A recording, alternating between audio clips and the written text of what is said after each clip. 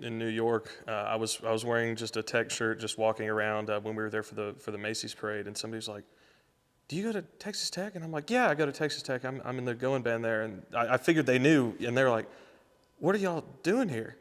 I'm like, "Oh, we're marching in the parade." And they're like, "Oh my God, I have to go see. I didn't care, but now it's super exciting." But it's just people like that. They're just everywhere. They really are, and they're wonderful people. Everyone that I've met, at least. It's a place we call home, where we face challenges head on and help each other push beyond our boundaries. We're bringing together students to share how this place and its people make a lasting impact. We're inspiring conversations. This is Foundations.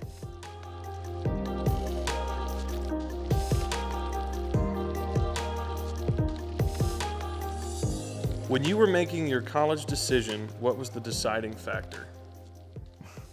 Distance from my parents. It was quite a few things. For me, for me, one, I was between like UNT, UT, and Texas Tech. I knew that I wanted to go to law school, and Texas Tech had a law school. So my counselor recommended Texas Tech, and I was like, you know what? Let's give it a shot. Let's try it. And it was close enough to my parents that I could make it home in a day without having to fly, but far enough away where they would have to announce their presence before they came. So for me, that was a really big thing. Also, they were very affordable, so let's be very real there. For me, Tech offered the most scholarships. I was between here and A&M, and I got 0 scholarships from A&M, but I got 3 scholarships to go here, so it made the most financial sense for me based on scholarships. So I was also gung-ho A&M. I mean, I come in my hometown. It's big Aggies. You either go to A&M or you don't go to school. So it was a big decision, and a friend of mine brought me out here for Texas Tech band camp, and it just fit so perfectly into my summer schedule before my senior year. I just loved it. And I told people I was considering Tech, and the real deciding factor there was that everybody's like, "Oh, my brother went to Tech. My sister went to Tech. My uncle went to Tech." And I was like, "Wow, For me, my older brother went here, so similar to what you've been hearing. He and I are about 7 years apart. So when he talked about college, I was in like 6th grade. And when I first came to visit while he's here, I was like, there's no way I'm gonna end up at Texas Tech. I saw my first tumbleweed here, and I was like, oh my gosh, like there's no way. And he like raved on and on about the opportunities. So I think one of the biggest deciding factors was the opportunities that like the faculty administration like mentioned during my tour here, and when I visited the Ross College of Business. They were like so open to making sure I fit in and make sure that this could be a home for you in 4 years. So I think though it was a little weird to come back and actually look at this place as a potential like college that I would go to, but I think it was the opportunities that they would offer. Oh, that's awesome. That's awesome. Well, I was an athlete growing up, so I was being recruited ever since I was like 12. So you kind of learn about universities as you get older through like middle school, high school, because college, it's a scary time, right? Because no matter if you're close to home or far away from home, it's 4 years where you're learning more about yourself without your parents really in the same household as you, right? For some people do live at home while they're at college, and that's completely understandable and fine. For me, it was between a lot of different schools. So I'm from Indiana. Obviously 18 hours away from home, coming to Tech, but my parents raised me and my siblings to learn how to be independent on our own, because I don't want this to sound morbid, but they're like, death is inevitable. We're not gonna always be here, so you have to learn how to be on your own 2 feet and always know that mom and dad are gonna be there for you no matter where we are.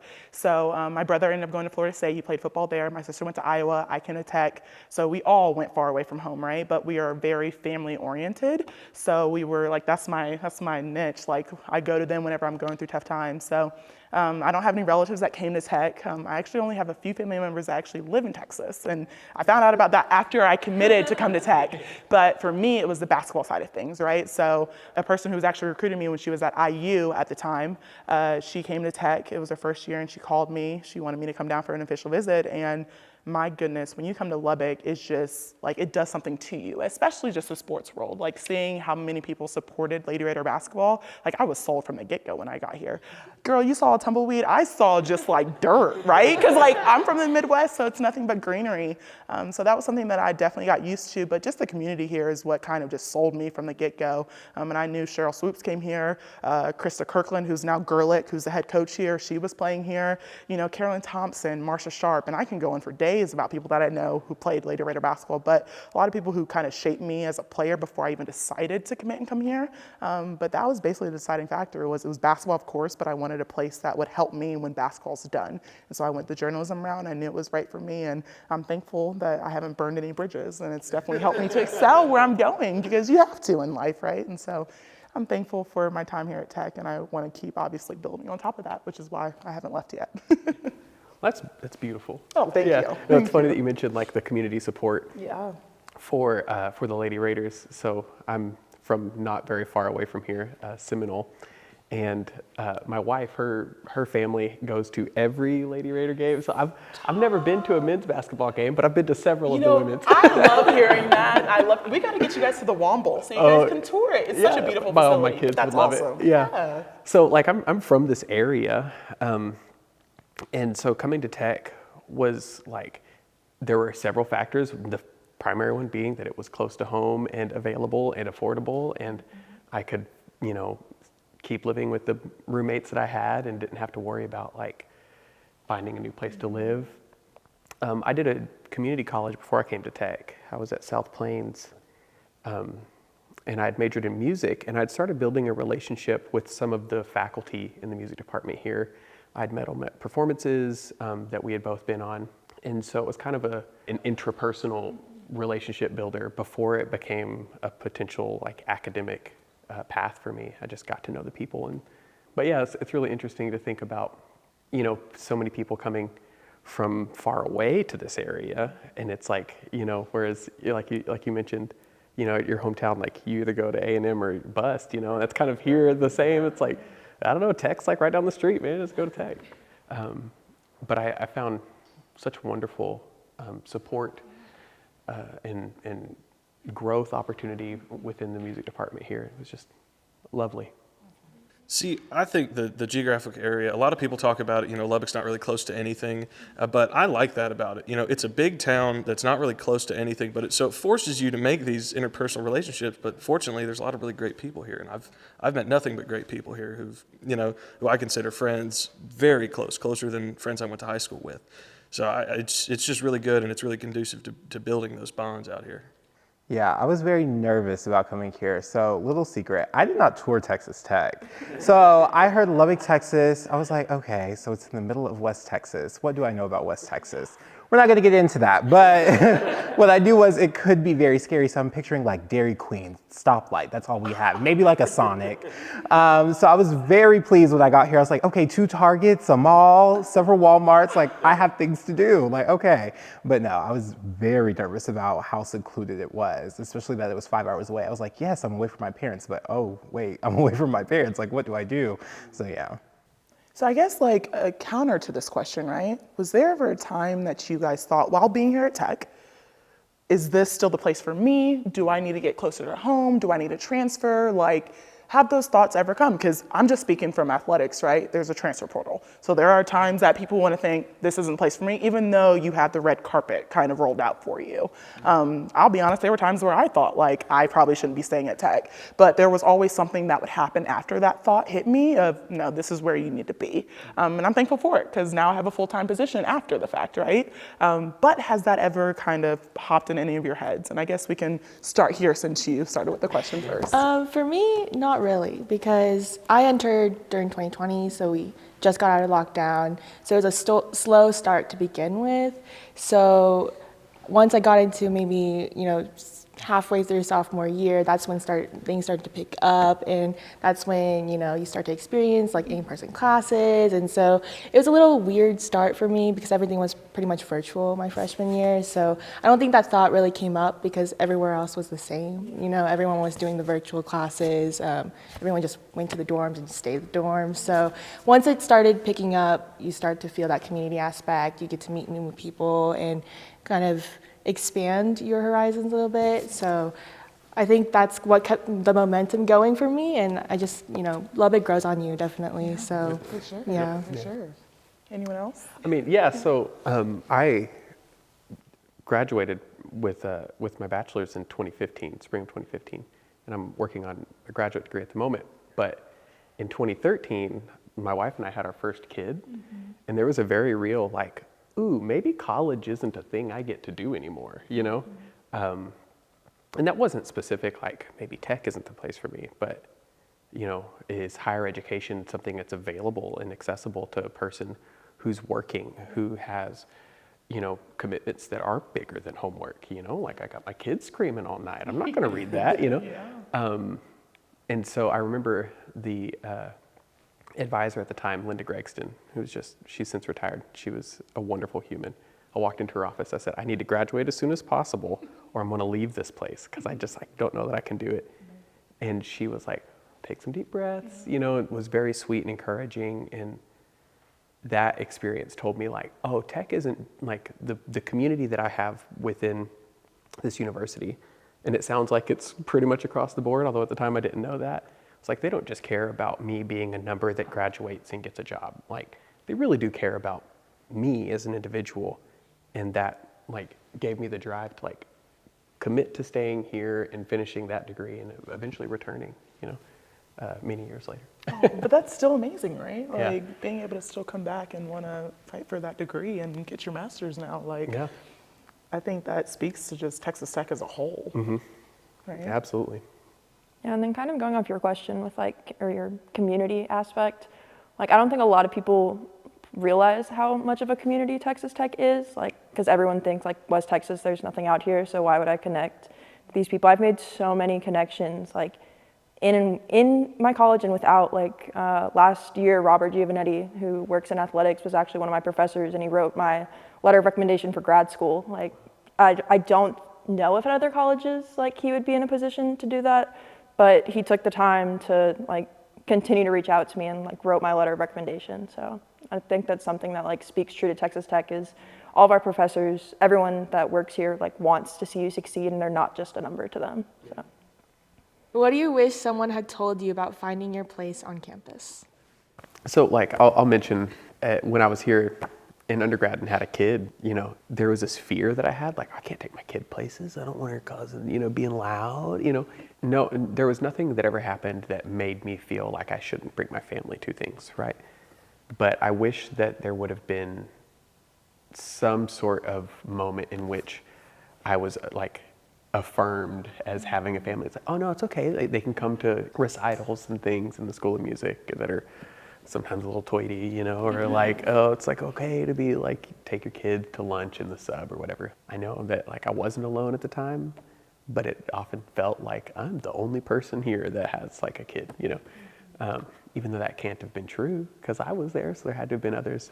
But some sort of affirmation of that would have been really, really helpful. It became a point where I was just whatever, you're coming with me because I got to go to class, and then everything was okay, I get that. Something happened at my ring ceremony. I had a seat on the front row, and I was looking at one of the gentlemen that came up. Obviously, non-traditional, older guy, just standing up there by himself. And he went up, and he didn't have. I don't think he had any family there, but everybody just started cheering for him because they're like, "Wait, this dude's getting his ring. He's not just there working. He's getting his ring." And that was really great to see. I was like, good for you, dude, getting your ring, going after it, even in the non-traditional route. And I always think that's very admirable. Oh, it's difficult. But, yeah, it doesn't come without its challenges, right? No, but like I mentioned, once I kind of took the plunge of look, you just got to go with me. I don't have an option today, everyone was super sweet, and we're coming through late afternoon, we're walking through the sub, And there were a couple of those like, tables handing stuff out, and they just like kept handing her little pins. She was like, this is the best day ever. Like she's got all this stuff that she's never gonna use. Personally, I wish someone would have said it's okay to remove yourself from certain like situations, places, and not necessarily because they're bad or you don't think that they're good people or whatever, but sometimes you just don't align where you are in your life. And that's okay. I think sometimes when you're a college student, like you feel like you have to align with everyone around you. But yeah, it's okay to say no. It's okay to move on. Like those things are supposed to happen. That is something, because, Tech is a big school, and a lot of people are like, well, I don't know if I want to be, at a kind of a smaller school environment. But I never thought of it that way. I thought of it as like I'm here with 40,000 of my closest friends who I could, who I could introduce myself. One thing I wish somebody would have said is, don't be afraid to just jump out. I was always a very outgoing person as a kid in high school and everything like that. But, I moved into the dorms. My mother made my bed, gave me a hug, said goodbye, and took the 8-hour drive home. And I was like, well, what do I do now? And one of my good friends today knocked on my door, and he was like, hi, I'm Trevor. I'm like, oh, hi, Trevor. and he was like, well, if you want to ever hang out, and I was like, oh, whatever, But because I was still anxious about this. And he knocked again, and he was like, well, I forgot to get your phone number. And I was like, all right, well, here you go. And he really helped me break out of my shell, because not 2 weeks later I heard people talking in the hallways in the dorms, and I was like, oh, screw it, let me just go talk to people. So I just went out and introduced. I'm still friends with those people today. It helps to, and I've made other groups of friends in every other aspect. You just jump out, don't be scared, because if they're mean, you can remove yourself. It's okay. No, I love that you mentioned that it's okay to go and like put yourself out there, because that's like a vulnerable experience. It is. Walking up to someone that's like, you don't know anything about them. It's like, maybe we could vibe. I don't know, dude. Like the green light of it's okay, right? It's okay to go say hi. It's okay to be who you are. Yeah. I think even to like bounce off of that, because I think this is my journalism skills coming out. I'm writing as you guys are like talking, but like it's okay to walk away. It's okay to jump out and like not be scared of new experiences, right? So for me, I feel like that's the first terrifying thing. We took the long drive from Indiana, 18 hours all the way down, and it was like the last 30 minutes, I remember my stomach was in knots.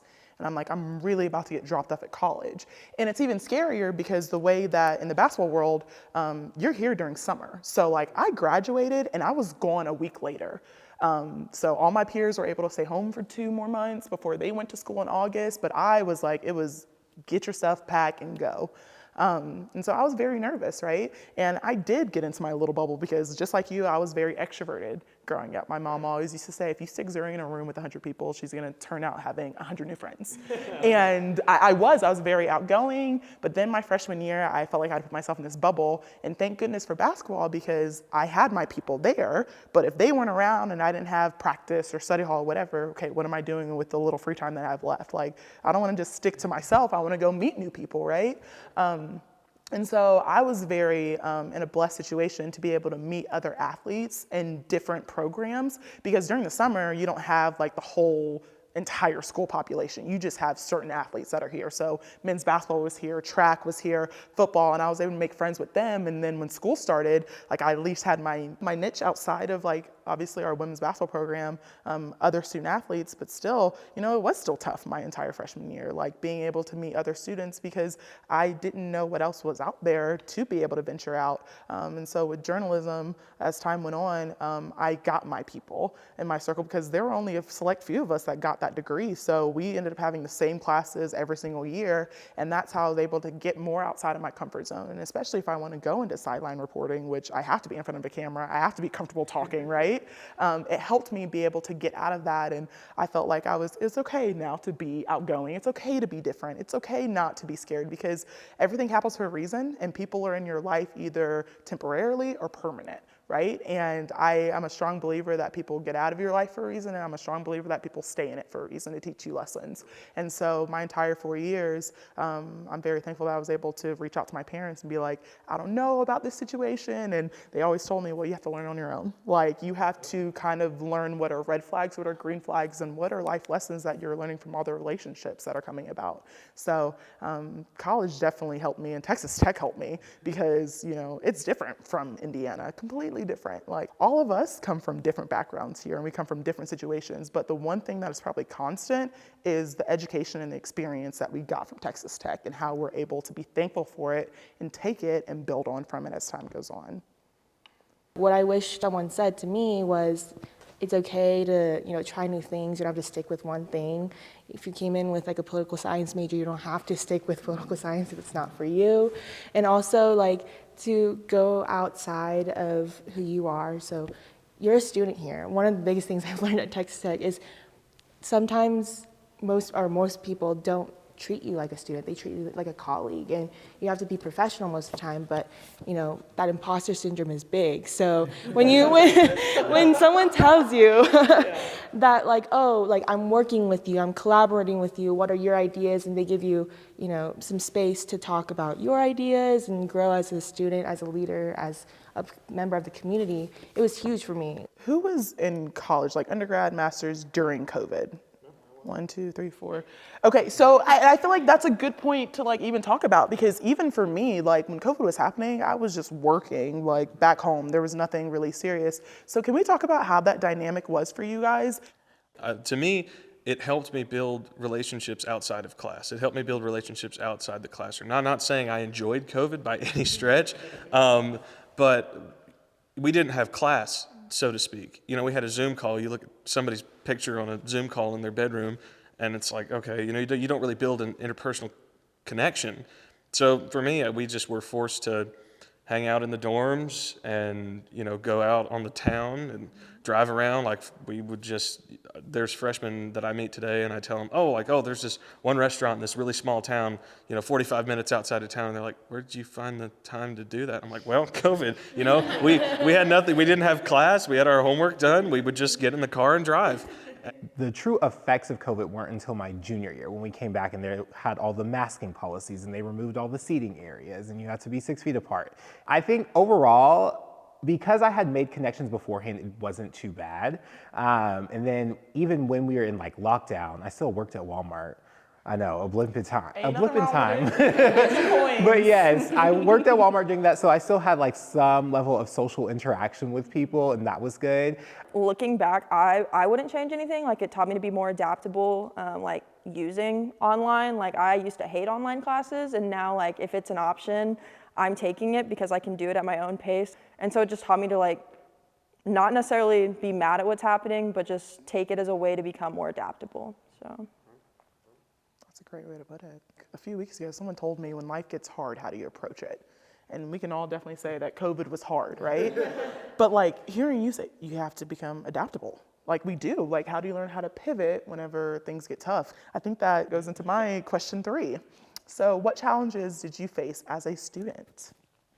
I think a lot of it's just, and it kind of goes back to the last point, is learning how to stop before your knee-jerk reaction hits. And I think a lot of that's just growing up, which college is about going and learning in class and getting an education, but it's also about really being able to develop those skills that you need as an adult, which is, you know, your knee-jerk reaction is one thing, and you have to stop, look at the whole situation, you know, instead of closing your eyes, you know, broaden and look at the whole thing and, you know, try to rationally make your best decision. And you know, it was a challenge, but I feel like that's fairly universal, you know, but it did help with that. Getting back into like a student mindset was something that's been really challenging, because there was 8 years between when I graduated and when I went back to graduate school, you know? So like, I kind of have gotten set in my ways, you know, and the challenge of figuring out like time management and things like, okay, this is how this made me feel immediately, like, but how can I actually manage this now that the initial wave of stress has gone, you know? But yeah, no, I couldn't agree more. Like the pause that it takes to like be rational, be thoughtful, and kind of shape your thinking as compared to letting your thinking shape you. I think I would say one thing that's pretty universal is overcoming imposter syndrome, feeling like you're like the only person in the room that's so far less qualified than everyone else. And then you also have to think about it from the lens of, if you were truly unqualified, you wouldn't be here. But in the moment, it never feels that way. It always feels like, wow, these people are so much smarter than me. They're so much further ahead than I am. And so that was like the biggest challenge at first. And that's still a challenge that I face today, especially in law school. That's when I like felt the worst imposter syndrome. I'll say that's in addition to the stress paralysis thing. Learning and understanding that you are going to feel stress, and that's okay. Learning that that's okay, but don't get stuck there. You have to move forward, you have to progress. And that is like just growing up and adulting and realizing that you have to make it happen. No one else is like going to drive your train for you. So you have to make those things happen and get past the, I'm so stressed, I can't think about anything, and move to the, okay, how can we attack this? How can I move forward and not just be in this place where I'm like, I don't know how I'm gonna get this done, because it has to get done. Yeah, for me, I think it was like, how do I present myself, in different settings? We talk about being in student organizations, being involved, whether it be in sports and academics outside of the classroom, or whether it be internships, law school, graduate school. I think, how do I identify who I am to certain groups of people was one of the biggest things, because everything sounds interesting in college. What I found interesting to like what I really value was a big lesson and challenge, but also not setting a limit to myself. In high school, I heard some like teacher tell me like never to put a cap to your potential. I never really knew what that meant until I came here and I had to do it all on my own, and so I think along the way, I heard like never give yourself the no before you receive the official no. So, give it a try. Like it might not work out, but at least you tried, and you still learn throughout the process, whether you are applying for a position for work or whether it be scholarship or something. Don't, cut yourself short before you give it a try. Tech will get you over a lot of these issues if you're in like. Y'all probably understand this, being in organizations, being in extracurriculars, tech will get you over these issues. Like it will just force you, like being in band, I faced the imposter syndrome. The first time I ever faced that was, I was in full uniform, we were at a hotel, I think in Oklahoma City, and somebody was like, oh my God, can I take a picture with you? And I'm like, me? They just wanted to take a picture with, the uniform, and being a part of that was amazing. And, with what you were talking about with auditions, it's like, oh, well, I might not get it. Oh, I definitely didn't get it. Oh, I went in there, I laid an egg. But then, you sit there and you go, well, no, I'm here for a reason. I'm around the people that I need to be around. You need to have faith in yourself. And Tech's done a really great job of that, getting me over that, forcing me to get over that. Because I tend to overthink, as I'm sure y'all understand. It helps being part of those organizations to get over those issues. Yeah, speaking of imposter syndrome and auditions, like I had a very comfortable, like full-time gig with health insurance, so I wasn't planning on coming back to school, but was politely encouraged by some faculty members here. And I remember like thinking, before my audition for the graduate program in the School of Music, I was like, there is no reason that I need to be here. Like, this is silly. Like, I don't belong here. I don't need to be going back to school. Like, all those thoughts, right? And I remember like not loving my audition. Like, I could have done better. And then like I finished the audition, and they were like, hey, so would you be interested in a TA position? And like, it was like my perception of that moment was so colored by my own worries that I was so blindsided by this like, beautiful offer. But it's interesting to hear like the idea of imposter syndrome being present in every academic focus. There's that little nugget that we all have to get over, and tech sure does like put you in the position to like confront it, but it encourages you to confront it healthily and say like, no, I do belong, I'm going to be okay. If you let it teach you, it will teach you. But you have to let it. You have to sit back and let it drag you through the weeds before you can stand up. And a lot of it, you feel, like you said, you feel outclassed. But it just helps to be in this community, I think, a lot.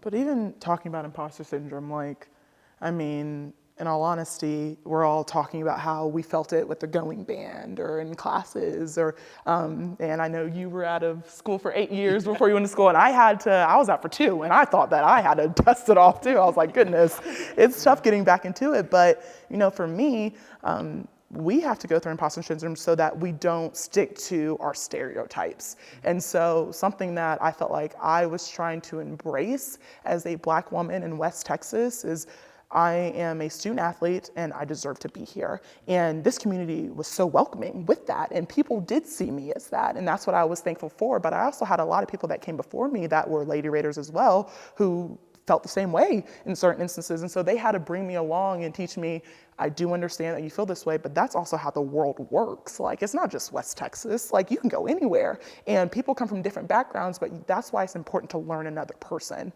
Because imposter syndrome, it is tough.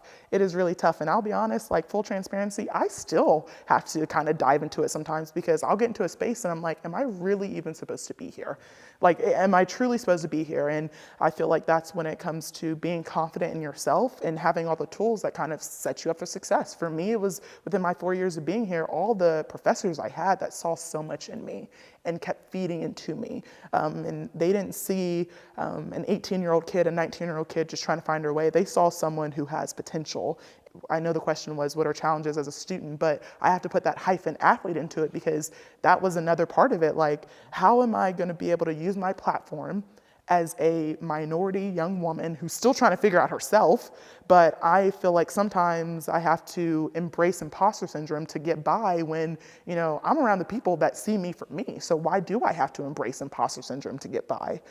So I think the biggest challenge for me was just knowing that it's okay to use your voice. And if a lot of people don't agree with it, that's okay too, because everybody comes from different backgrounds and it's okay if we have differing opinions, but that's how you grow in life. And so if you ever come across another person who may feel like they're going through imposter syndrome, you can be able to start with a foundation of a conversation of, I know that you may be feeling this type of way, but talk to me and let's figure out how we can get you to where you want to be in life, because we all need allies. I don't care what people say. We need support and we need other people in your circle to help you along the way. And tech has really done that for me because let me tell you, if any of you guys ever went to Evansville, Indiana, you would be gone in 24 hours because it's nothing like Texas at all. It is nothing like Texas at all. But I'm so thankful I came to Texas because it just showed me there's just so much out here. There's just so much out in the world. So, yeah.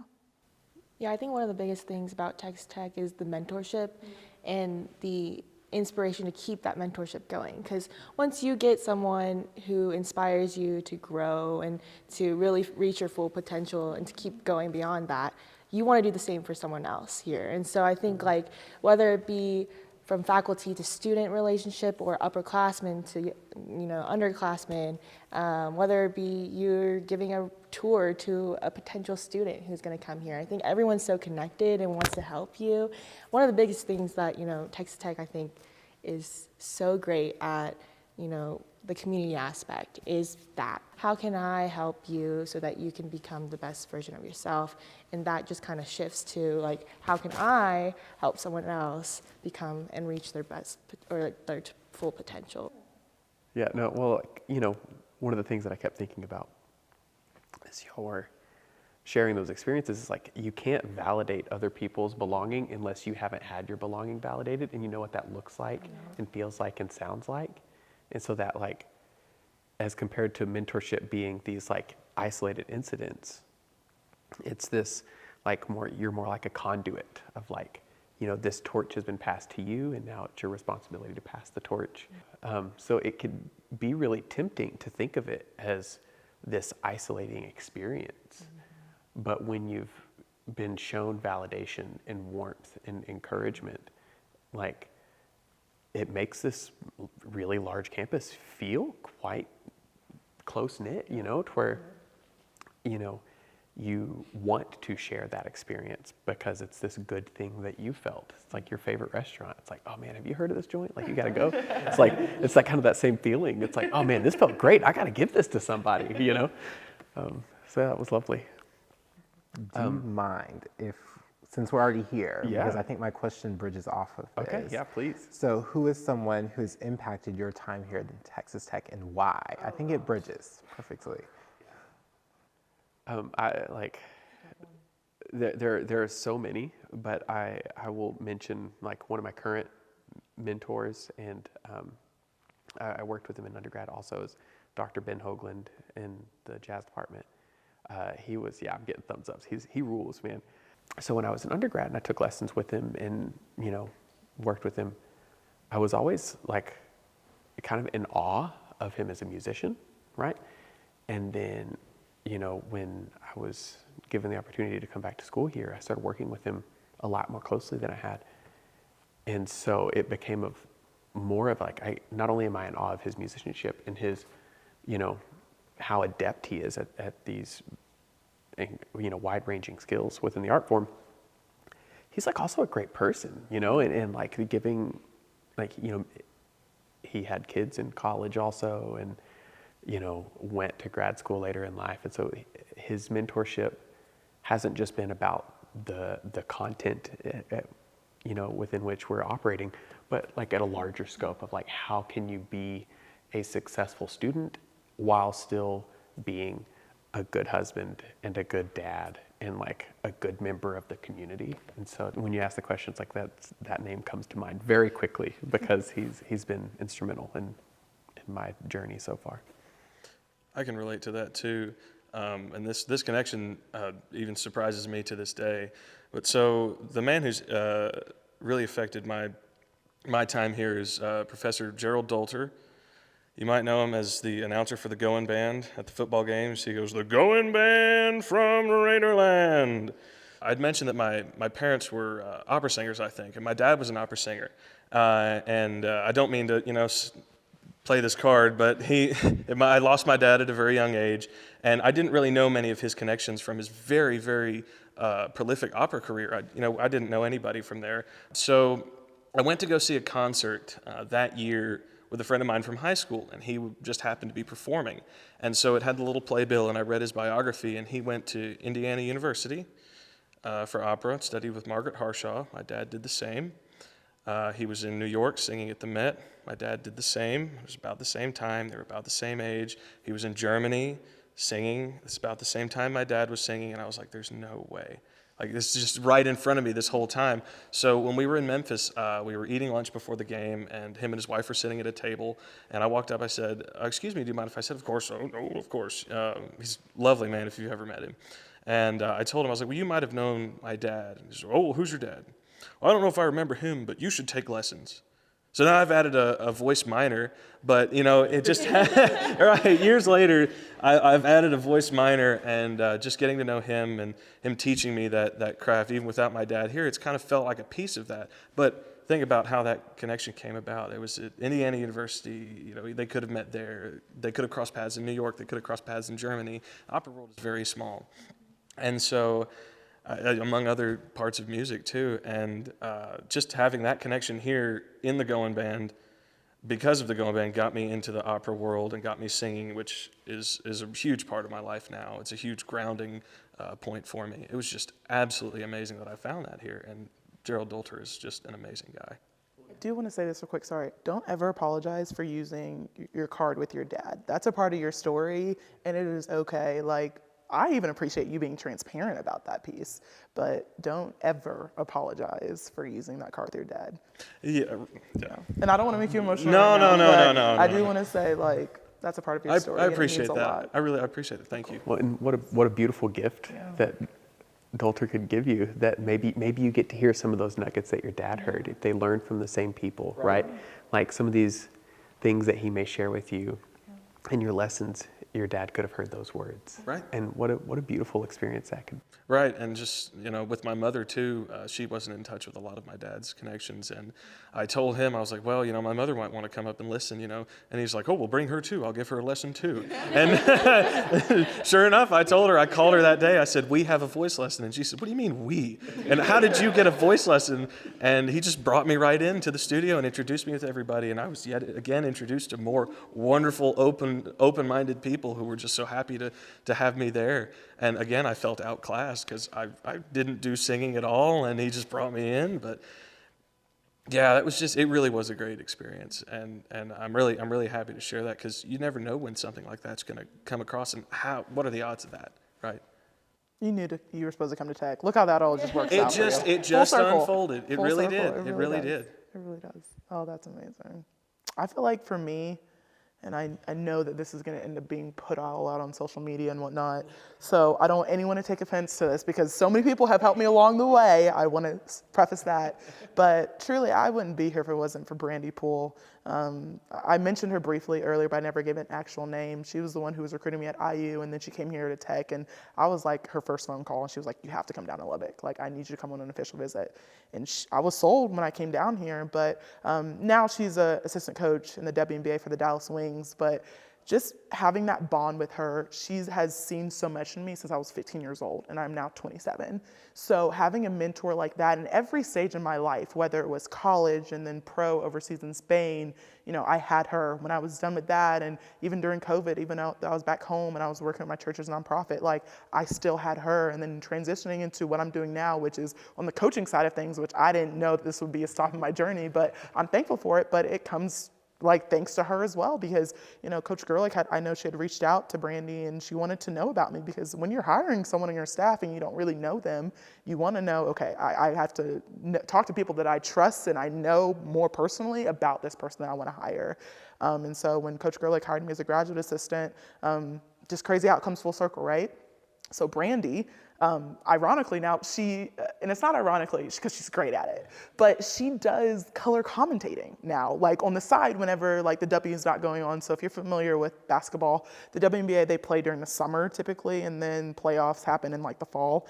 And so all year during winter, she's able to call games. And so for the past 3 years, she's been calling our games here at Tech, and she's been calling it with Ron Thulin, who's amazing, love Ron too. But it's just crazy how it's a full circle moment. So I'm back here as a GA, she's calling our first game and we're talking, and I'm like, I can't believe you're here with me right now. But she's been so beneficial in my life, even these past 3 years with where I'm in now. And I even have imposter syndrome some days with this, because I'm still learning the coaching aspect of things and recruiting and all that stuff. But she's helped me just tremendously, and I know that she's going to always be in my corner as time goes on. But that's my girl, that's my person.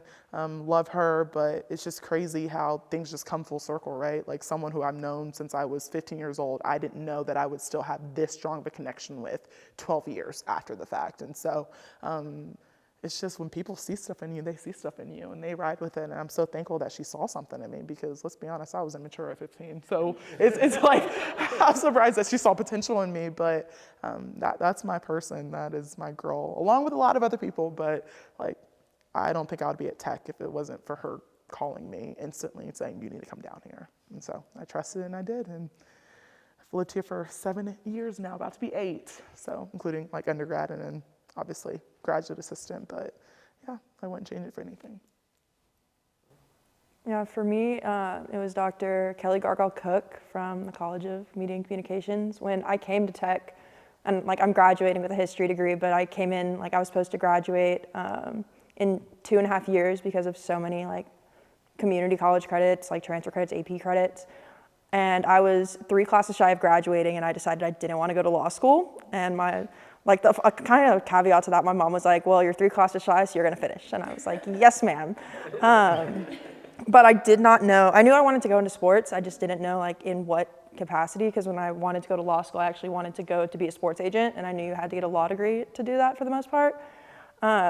But I reached out to the College of Media and Communications because I did speech and debate in high school, and I was great at talking to people. So I was like, if I can do it on the side, I can do it for a degree.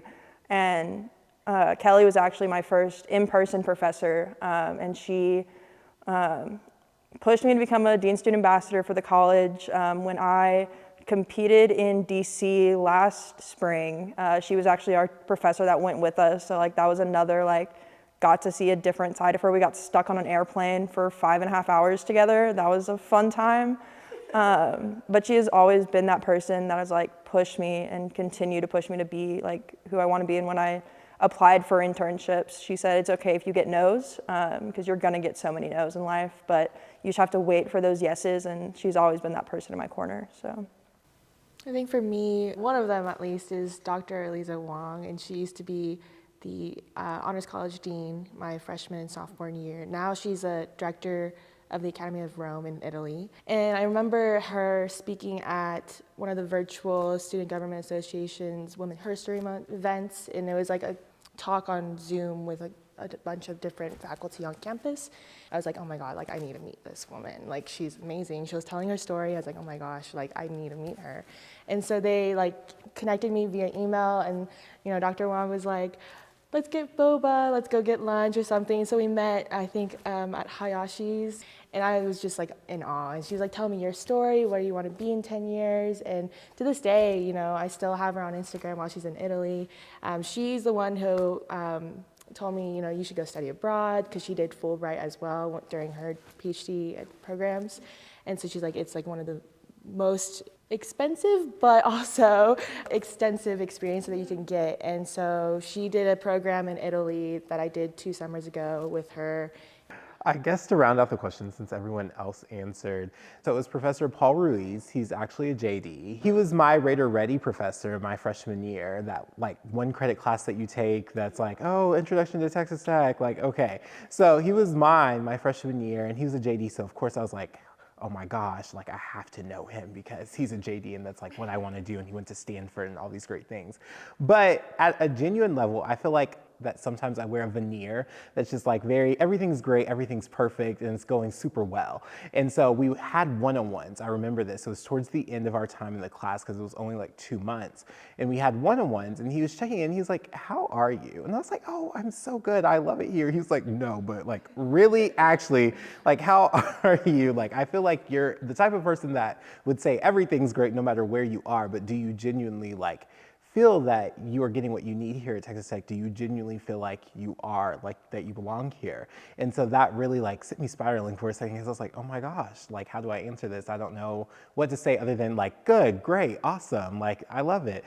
But I think he was one of the first people that took the time to like listen to me. And also like in years since my Raider Ready course, like I've gone back to him for advice about applying to law school. He's the reason why I had a scholarship that paid for my LSAT prep, because that was like $2,000 that I did not have as a junior to spend on LSAT prep. And then also he wrote some of my recommendation letters later on for law school admissions process.